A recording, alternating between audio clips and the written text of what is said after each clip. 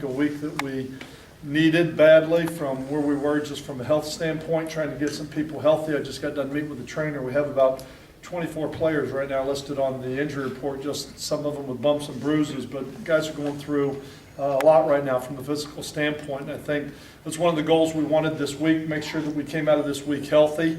Wanted to continue to develop our twos, but yet needed to get enough work to keep our ones polished up with a lot of things that we needed to work on this week. Obviously, the focus from the last two games, or the two games we had in the month of October, was penalties. That was kind of the underlying theme, with 200 yards and penalties in two games is way too many, and some things that we've talked about to try and get done, evaluated, kind of self-evaluated ourselves and gone through an awful lot during this open date. But just trying to get the penalties, the turnovers, being more productive on third down, all those type of things as we get ready for this stretch of the last 5 games.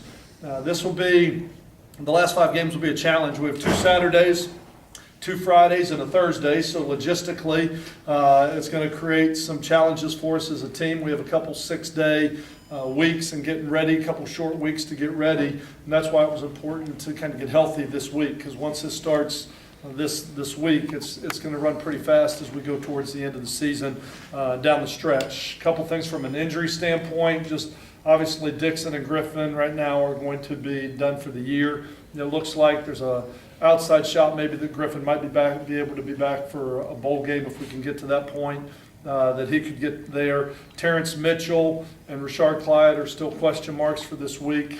Rashard Clyde is still hampered with an ankle, and Terrence Mitchell obviously still has some symptoms from the concussion. So those are just kind of day by day, wait and see how both of them are progressing as we move forward. Everybody else, well, I shouldn't say everybody else, but guys like Bravo Brown, A.J. Love, Demi Thompson's going to try and go today. We've got a number of people that are going to try and go today, so hopefully we can get some guys back, which a lot of those guys are needed, not just from a depth standpoint on offense and defense, but for special teams as well, because that's where you really get hurt when you start losing a linebacker like a Rashard Clyde, who might have played a backup role for us, but yet was on every special team. You lose a guy that's giving you about 20 plays a game on kickoff, punt return, kickoff return. So maybe a lot of new faces from a special team standpoint.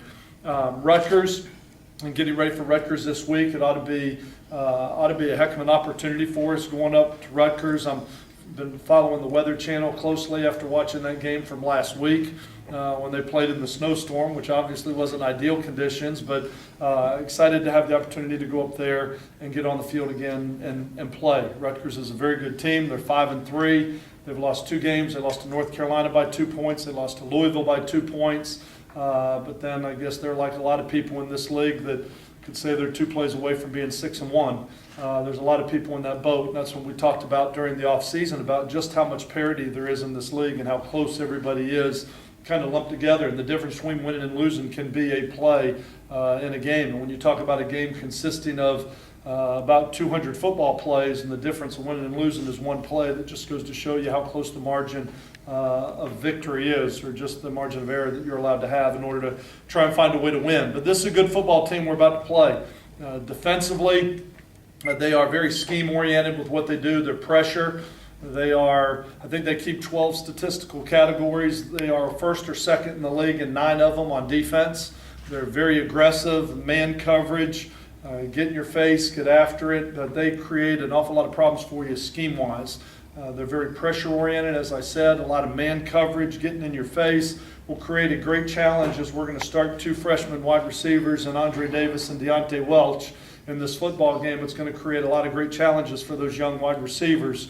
But they do have a very good defensive football team. Their linebacker, again, very active. Their linebacker is number 1 in the league in tackles, leading the league in tackles. Their 2 safeties, I believe, are both one of them's ranked in the top 10 in interceptions, because what they do is they create a lot of pressure, give you some scheme problems up front, and get you to throw the ball under duress. And then they are leading the league in turnovers as well. I believe they've created 23 turnovers to this point. The next closest, I believe, is 19.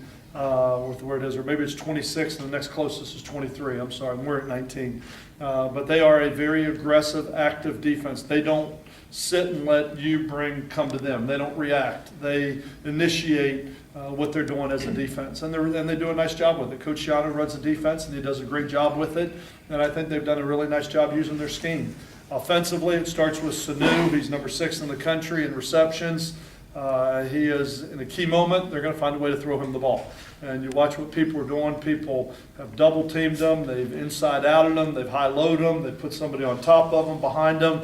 He's a great player, and I give them an awful lot of credit because they are getting the ball to their best players. But Sanu is definitely a difference maker. Big up front, as it seems like everybody is today, 6'8", 6'6", 300 pounds across the board. They're very big up front, and right now they're playing a freshman quarterback who's going through some growing pains. I know he had a couple interceptions last week. They're playing a young quarterback and a young running back, but they're both very talented players, and they're going to be really good. And I'm sure after turning the ball over 4 times last week in the snow against West Virginia and losing by 10 points, I'm sure that's something that will be a priority and an emphasis for them this week. Solid special teams, as all Coach Shiano coach teams are.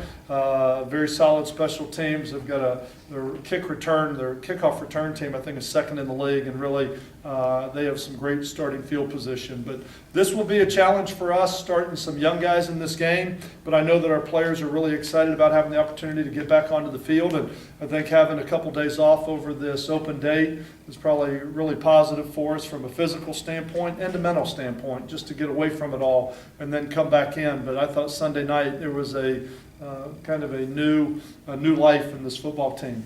One thing I'll say about this team, I love the way they work. They went out and we had a great week of practice last week. Nobody's down or hanging their head or pouting or sulking or anything like that. They are as determined as we are as a staff to get this thing straight, and everybody's rolling up their sleeves, and we're competing and looking at what we got to do to get better. So what questions can I answer for anybody?